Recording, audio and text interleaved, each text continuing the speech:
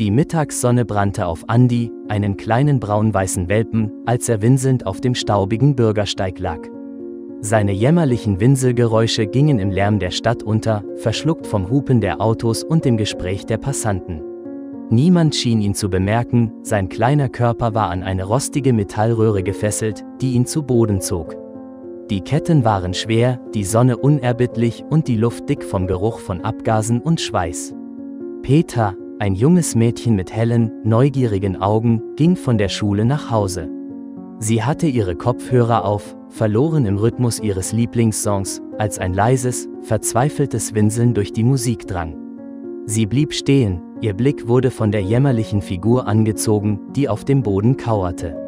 »Ach, mein Gott«, flüsterte sie, ihr Herz zog sich zusammen. Es war ein Welpe, klein und mager, mit einem verfilzten Fell und Narben, die seinen kleinen Körper bedeckten. Der Anblick des Tieres, das offensichtlich Schmerzen und Angst litt, entfachte ein Feuer in Peters Seele. Sie konnte es nicht ignorieren.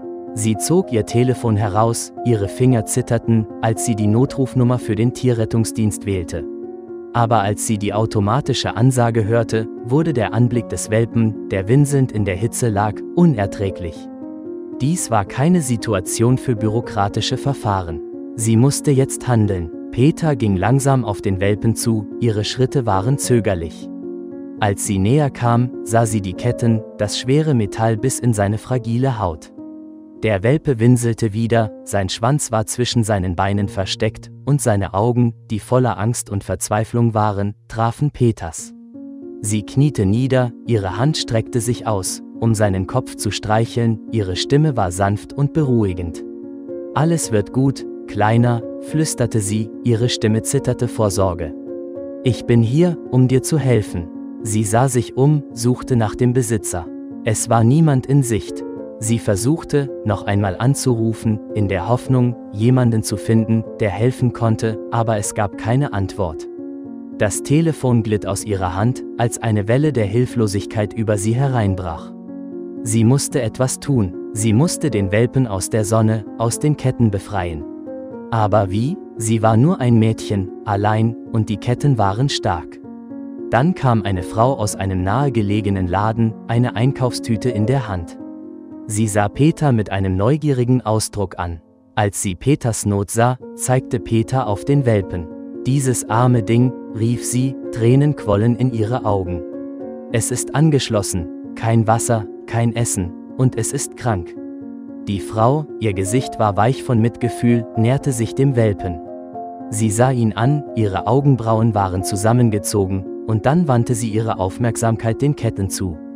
Sie sah das rostige Metall, das in den Körper des Welpen biss, die Narben und die Angst in seinen Augen. »Ich weiß, was zu tun ist«, sagte sie, ein entschlossener Glanz in ihren Augen. »Ich habe schwere Schneidwerkzeuge in meinem Pfann. Komm mit mir.« Die Frau führte Peter zu ihrem Pfann, der auf der anderen Straßenseite parkte. Peter, noch immer benommen von dem Anblick des gequälten Welpen, folgte ihr. Im Pfann zog die Frau ein paar schwere Schneidwerkzeuge aus einer Werkzeugkiste. »Lasst uns dieses arme Ding befreien«, sagte sie, ihre Stimme war fest und entschlossen. Mit einem entschlossenen Ruck schnitt sie die Ketten. Peter sah zu, ihr Herz klopfte, als der Welpe, jetzt frei, zu ihnen aufsah, seine Augen weit vor Erleichterung. Die Frau hob den zitternden Welpen vorsichtig auf und hielt ihn in ihren Armen, ließ ihn sich in ihre Umarmung kuscheln. »Er ist nur ein Baby«, murmelte sie, sein verfilztes Fell streichelnd. »Er ist froh, dass du hier warst.« Sie sah Peter an, ihre Augen waren voller Dankbarkeit. »Danke, dass du für dieses kleine Wesen gesprochen hast«, sagte sie, ihre Stimme war warm und aufrichtig. »Du hast das Richtige getan.« Peters Herz schwoll vor Stolz. Sie wusste, dass sie ihn nicht allein retten konnte, aber sie war diejenige, die ihn auf die Aufmerksamkeit von jemandem gebracht hatte, der helfen konnte. Und als sie die Frau sah, die neue Beschützerin, die den Welpen wegtrug, wusste sie, dass sie das Richtige getan hatte. Liebe Freunde, wenn euch das Video gefallen hat, setzt ein Like und abonniert den Kanal.